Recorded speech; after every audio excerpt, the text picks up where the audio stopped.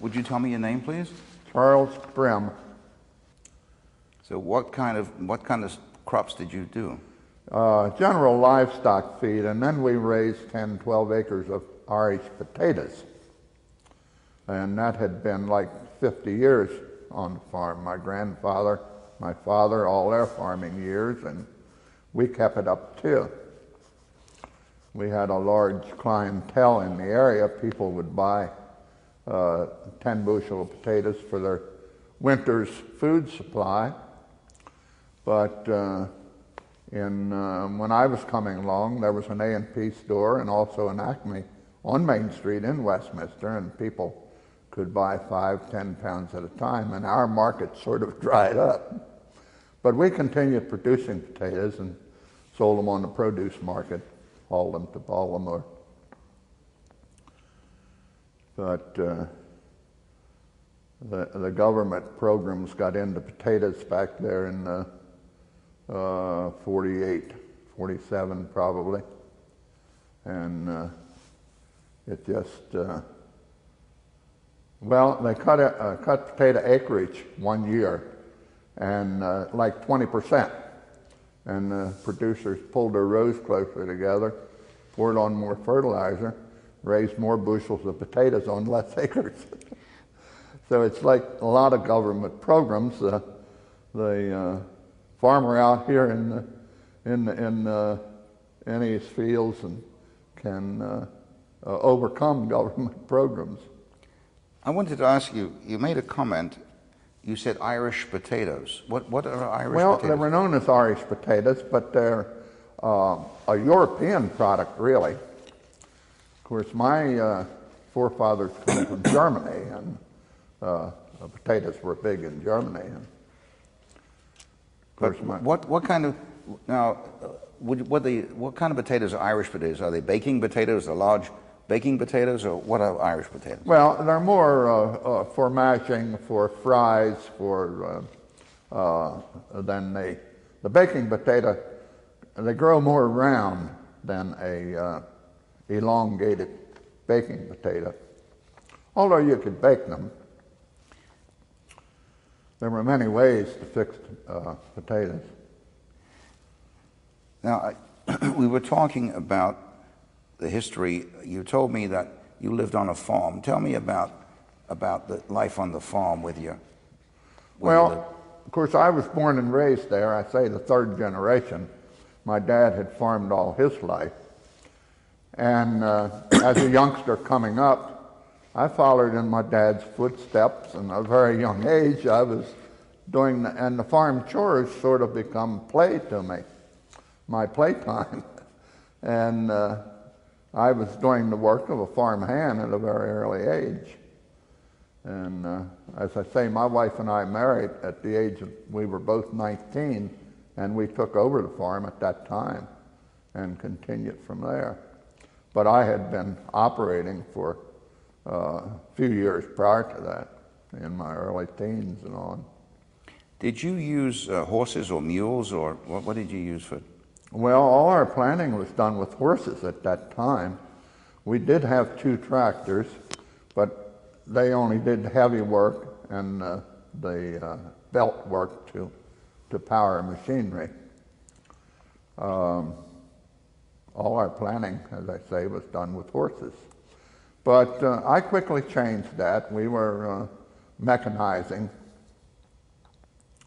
And the help was getting away after World War II, so we had to mechanize in order to produce enough to feed our families and feed the soldiers.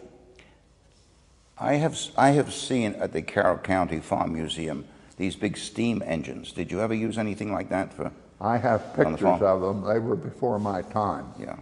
We had gasoline engines when I come along. Did you use those? Did you attach those engines to other farm equipment to drive? Oh, sure. They had pulleys on to run belt, to run like a thrash machine, and which run by belt pulley. Now, I'm interested in using the horses. What would you use those to pull a plow or harrows or what? Well, plowing was pretty heavy work for horses, although it was done prior to. But in my time, we did the plowing with a tractor. So what did you use the horses for? Well, working down the ground and planting. All our planting was done with horses at that time, to pull a grain drill, to pull a corn planter, and things of that sort. What breed would you use? What breed of horses? Well, I'm not specific to breed. They were work horses. Those are big horses, though, weren't Yes. they? Those great big, like Clydesdales? Could pull a load. Was that like the Clydesdales that pulled those beer wagons? Did you use that kind of horse? Well, I don't just recall Clydesdale associated with the farm horses. Okay. Now you were telling me that the family have been on the farm since the 1800s. My grandfather put it together in during the 1880s.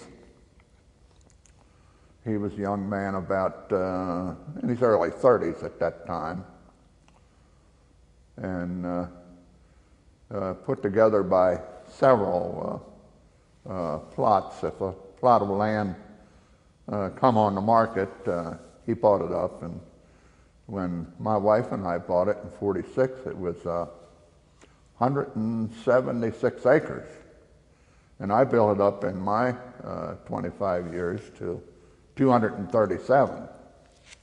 But then when I was in my years of farming, I rented a lot of neighboring land because the smaller farmers were getting out and working away at other jobs. Taking care of it seems to me that farmers work very hard.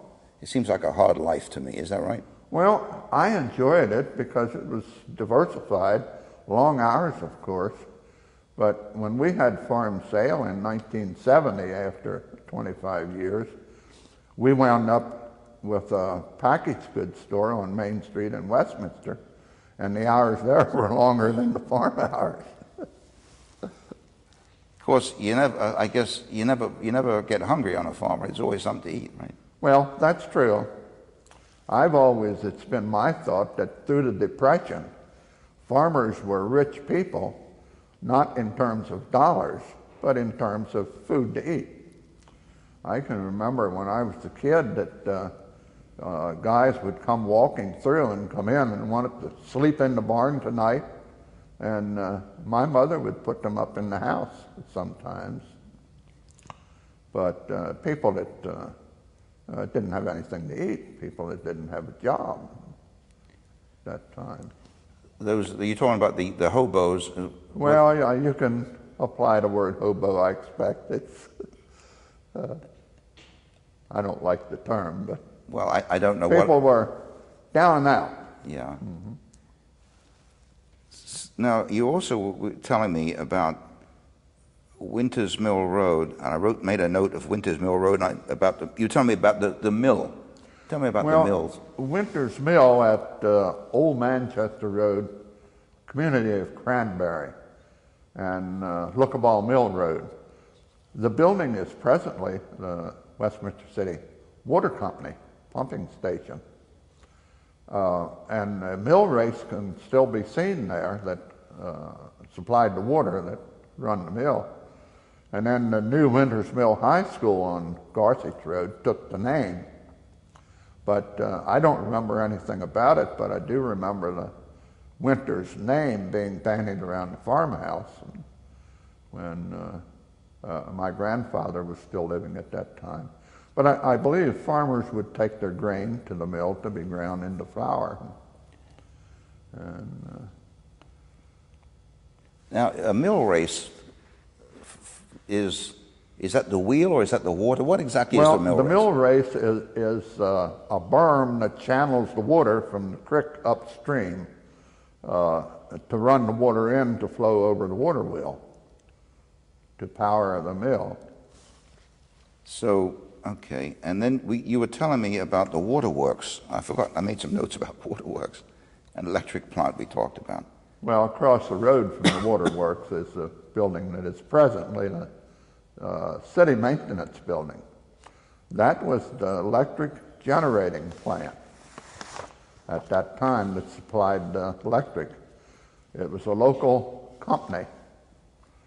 And they had facilities on George Street alongside the railroad tracks there. That was their service equipment and so on. But the old electric company, in 1926, the year that I was born, my dad cut the chestnut trees out of the woods and drug them out to the road for the power company to set up and strung lines on. And we got electric to the farm in 1926. And they were chestnut poles. The chestnut trees had, there was a blight that affected the chestnut trees and they were dying at that time. But my dad drug the poles out of the woods with a pair of horses, and electric company set them up. Now, brings up something I want to ask you about. So prior to that, then, you had what, oil lamps or kerosene lamps? Or kerosene lamps, mostly, yeah. Now, my grandfather built a house in 1918 right across the county road, and he put carbide gas. I don't know exactly how it did operate, but he had wall lamps that they would light just like kerosene lamps, and there was a flame there that burned the gas. Well, carbide lamps, they used to, as I recall with carbide, there were little pieces of it. It's kind of like a stone, and you put water in it, and it generates some kind of a gas which is flammable. Well, there was something that they poured in it that had a chemical reaction that produced the gas. They use those on headlights, well, on bicycles, okay. I believe. Uh-huh. On some of the first automobiles. Yeah. So you used oil lamps and probably candles too, right? Did you use candles? Well, I used candles a lot. Yeah. You didn't make your candles, I suppose, did you? I don't know that they did. Although there was a candle mold, I recall, there at the house. My mother did a lot of things that have passed us by. Did she make soap? Yeah, lye soap, you call it. Now, how did she do that? Do you know? Well, I don't know exactly. I know they use lye in it, and but she would cut it then in blocks as opposed to a bar that we know as bar soap today. As I recall, they used to make lye from wood ashes. Well, could have been. I think they bought the lye at the time to make the soap. So she probably made sausages and stuff like that, or did she? Oh yeah, yeah. Well, we would butcher hogs, and they of course smoke the meat and preserve it for the winter use. So we had our own meat. And, well, it goes back to what I mentioned before. The farmers always had plenty to eat. So you probably had a smokehouse then? Oh, yes. Mm-hmm. And, yes, we had a smokehouse there, and I recall it being used, although I wasn't old enough or big enough to realize what was going on, other than they fired it up and the smoke went through the meat that was hanging inside. But in relation to that, we also had an ice house on the farm, and there was a pond. I don't think there's any signs remaining anymore, but they'd dam up the creek and had this shallow pond, and then they'd cut the ice off at wintertime in the blocks and store it in this ice house, packed in sawdust. How long would the ice last for? Well, most of the winter, most of the summer. Really? Mm-hmm. They must have been very well insulated. Yeah, I remember the old ice box in the house, and they'd bring a block of ice in and put in this ice box and store the food in there. This what we're talking about is totally unknown to the present generation. Yeah, that's right. A lot of it's unknown to me because a lot of it's before my time. Yeah.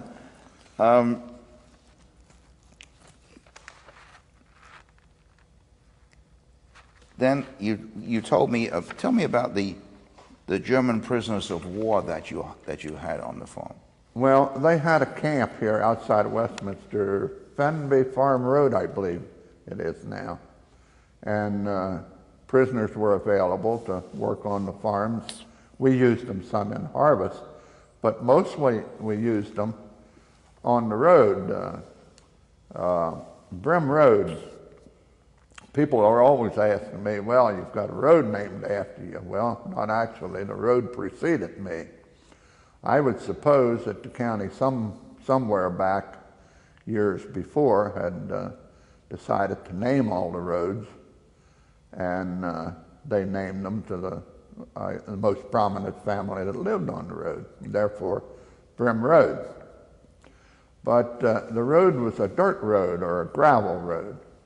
And the farmers would gather stones out of their fields after plowing and working it down. There'd be some stones on top, and they would gather that up and take them out and put in the low spots on this road and nap them up.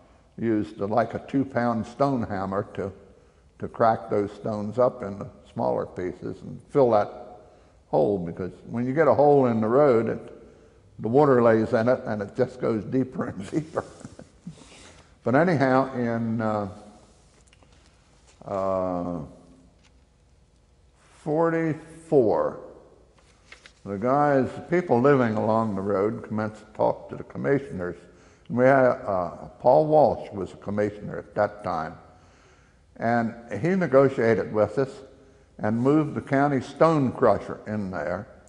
And we quarried the stone to run through this stone crusher onto a county dump truck. They had graded out the road bed, and the truck hauled this crushed stone out and made the road bed. And to quarry these stone, we used some of these prisoners. And I would go out to the camp and pick up usually 3. And I would work with them throughout the day. Of course, they had their lunch with them, and I had packed mine, and we'd break for lunch and have lunch together. Then we'd quarry some more stones on a pile, and then when the county sent the truck out, we'd hook the farm tractor and the belt to the stone crusher to power it, crush these stones up and haul them out on the road. And then the county put a macadam top on it. And it's my understanding that this was the last 12-foot wide macadam road built in the county. It was about a mile and a half long. They went through, about 2/3 of the way through to the Gossage Road. So we had a nice macadam road. But in more recent years, they've gone up, they have widened it to 20 feet.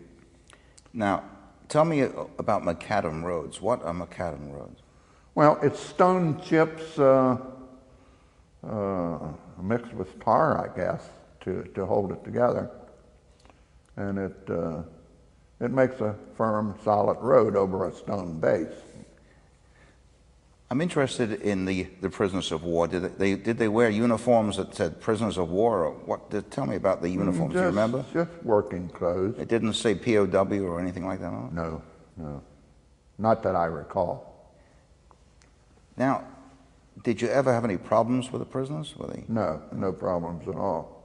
In fact, some of them I could talk some to, but mostly they were all German speaking. And so how did you tell them, how did you indicate to them what you wanted done? Well, they pretty much knew what we were doing. They were, I guess a lot of them come from farm communities. And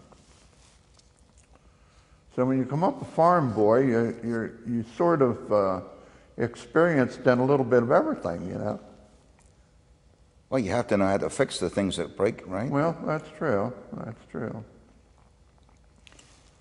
Now, you also told me that you were a bus driver, so I'm interested in What do you remember about which? Well, when we decided to have a farm sale, a good buddy of mine had school buses and he needed a driver. So he asked me about driving.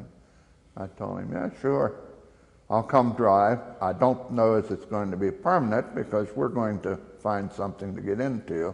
Yeah. And it was a year from the sale until we got into the Carriage House liquor store. And but in the meantime, I was driving the bus for him. And I stayed for 17 years while we had the liquor store. Was it one more than what school? So what school did you take the kids to? Westminster schools, and then we did a lot of charter work too. So we'd go to ball games, adults to Memorial Stadium, and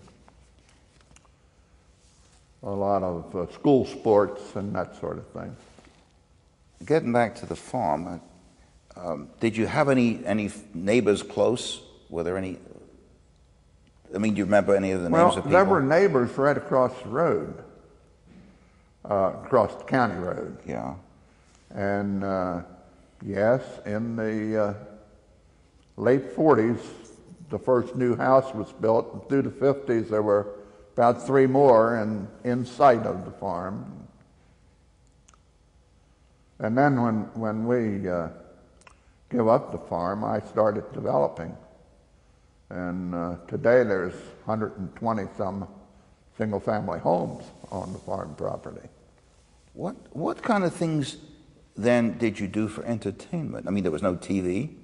What did you do for entertainment? Played cards, played dominoes.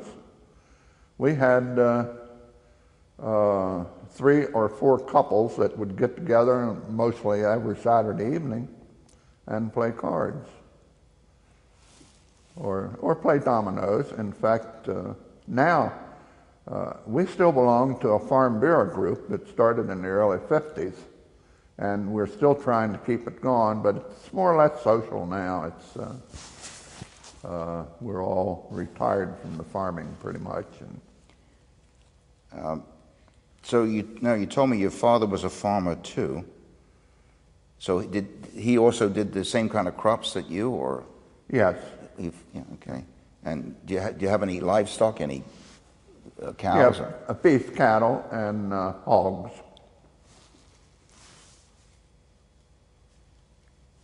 Okay. Now, where did you go to school? Westminster schools. I started off at the Mexico School, a one-room school, which is along the Old Manchester Road. It's been a dwelling now for years. As I recall, when I started in the first grade, there were 7 grades in that school, and the 3rd grade was the upper grade when I got out, and I went to the 4th grade in Westminster. They had a bus come along the Old Manchester Road, and we had to walk out to the bus 3/4 of a mile out Brehm Road. To Graceland School 1 year, and then I went 2 years to the, well, it's now Westminster Inn, there on Center Street. Well, it's not Westminster Inn anymore. I think YMCA has bought the building. And then in our 7 through high school graduation, we went to the new high school on Longwell Avenue. Do you think, what do you see as the most differences now between the way kids go to school and the way you went to school? Or do you have any thoughts that you can talk to me about that? Nobody walks to school anymore. They all ride the bus, and I question time or two, why are we running all these school buses around with only a half a load of kids? Well, in the high school grades, when a kid gets his license, he drives and picks up 4 or 5 others, and that's empty seats on the bus. I'll ask you about your mother. Do you know where did your mother, I mean, you didn't produce everything on the farm that you ate, so where did she go to get her groceries? Do you remember? Well, community stores. There was a cranberry store right at the railroad tracks at Cranberry, which was 2 mile or something there. And then there was another mile into Westminster. But in my time, of course, there was the A&P store in Westminster and an Acme. The Acme was in used to be the Albion Hotel, right along Manchester Road there at the railroad track. That's now where Sam's Bagels. Yeah, Sam's that's Bagels. it. Yeah, That's the one. There was an Acme there. Yeah. And where did she go for? Do you know where she bought her clothes? Sears and Roebuck or Montgomery Ward's catalogs. Oh, catalogs. Yeah. Yeah, they're all gone now. Well, the catalog was sort of double duty. When you got a new one, the old one went out across the path in the garden to the two-holder that sat out there. I was going to ask you, and that's something I meant to ask you about. So you had outdoor plumbing? Yeah. An outhouse? Well, in my time, we had indoor plumbing, but we still had the outhouse sat there for years and years. We'd use it some. Did you have a moon carved in the door? No. You seen those pictures with us, a half a moon? Yeah, I in the door. recall.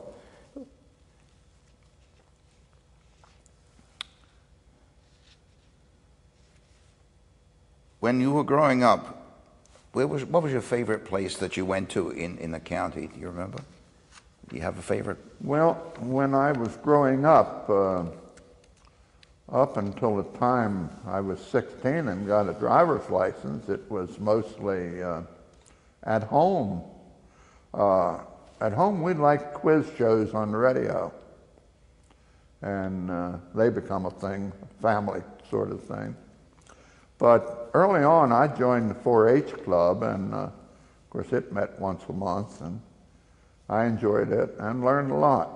And what does the 4-H club, what did they do at the 4-H club? Well, it's an agricultural thing. Of course, now they have kids from all over. They have, the girls have cooking and sewing, and the boys, we had a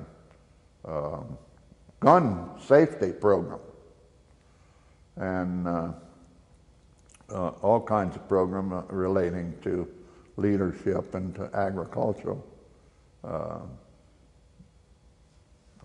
theses. Talking about the guns, I suppose on the farm you go hunting for rabbits or deer, or would you? Rabbits and squirrel, and I never did much deer hunting. Most of my shooting was shooting groundhogs. Does anybody eat groundhogs? I've heard of them. I don't know if I'd want to even try it. Did you eat the squirrels? Oh yeah.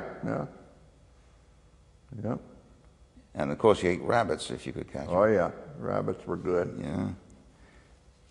And now, did you get married? You got married in Carroll County, didn't you? Yes. Yeah, my wife and I come through high school together. We didn't really date, although I did pick her up at her home and drive her to the prom. But then she walked home the 5 blocks with some of the other girls. So it wasn't a date.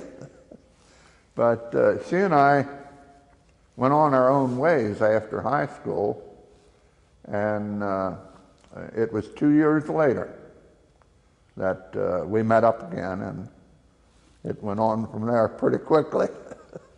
Do you have any memories of the wedding day? The wedding date, December the 15th, 45. Okay. Do you remember anything about the carnivals in the summertime or Halloween or any other special times of the year that they had here in the county? Yes, they were a thing that teenagers attended.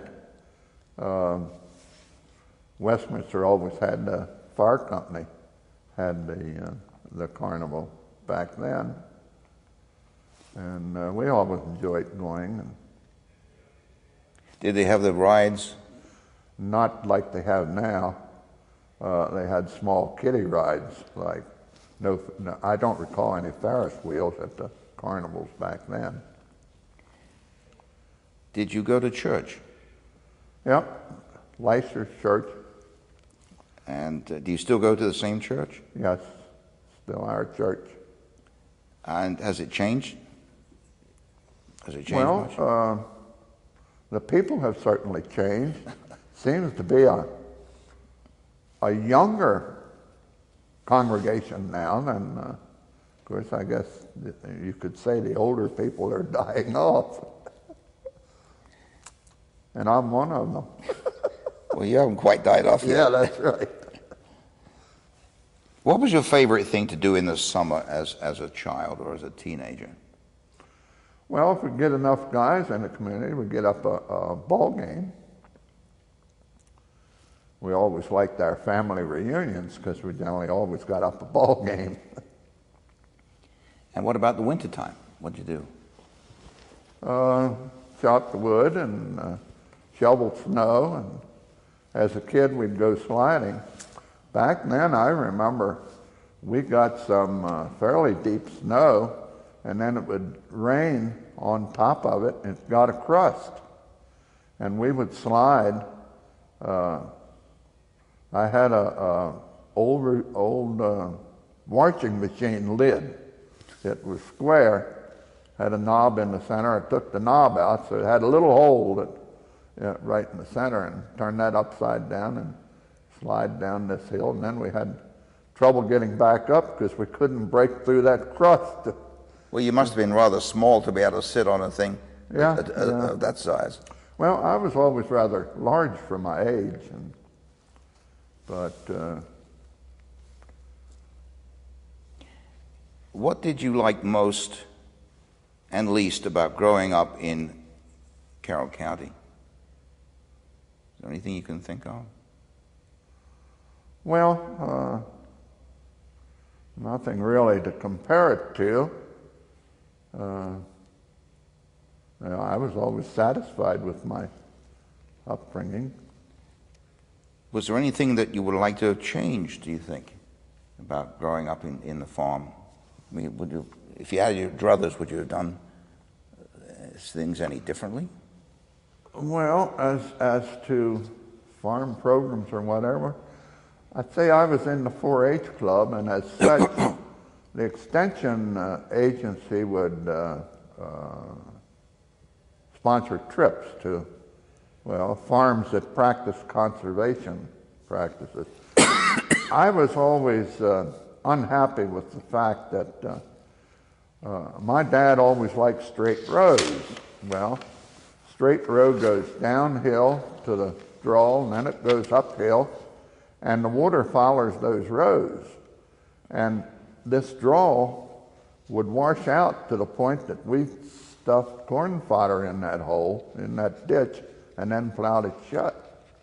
But conservation practices tell you, you let a 20-foot wide heavy sod grass strip in that draw and contour strip your crops so your rows come level. And each row then is a dam that holds the water and settles it into the ground, and it doesn't run off. But I could never sell my dad that. I don't know whether you could say you don't teach an old guy new tricks, but he never would hear to me, and that's one of the first things I did when we rented the farm the first 5 years in 46. And in like 47, I contour strip cropped the farm, and I thought my dad would have apoplexy. He wasn't too happy, but some 5 or 6 years later, he would help me out some during harvest. He'd worked away to gain Social Security, really, and he'd come back evenings and help out some in harvest and spring planting. But he said to me one time, this traveling along on the level all the time is real nice. So much for straight roads. Yeah. If you were to describe what is best about Carroll County to someone who's never visited, what would you say? What is best about Carroll County? That you think, yeah. If somebody who's never been here. Well, to me, I've traveled quite a bit, and it was always really a thrill to get back home. But then to transfer that thought or attitude to someone else is a little hard to do. It's rolling country here. I guess we would call this the foothills. And it's just nice. It's green in the spring, summertime, and just nice sights. Well, we've talked for 36 minutes, so I think, is there anything else you'd like to talk about? I've sort of run out of my questions. Yeah, well, nothing comes to mind at the moment. Okay.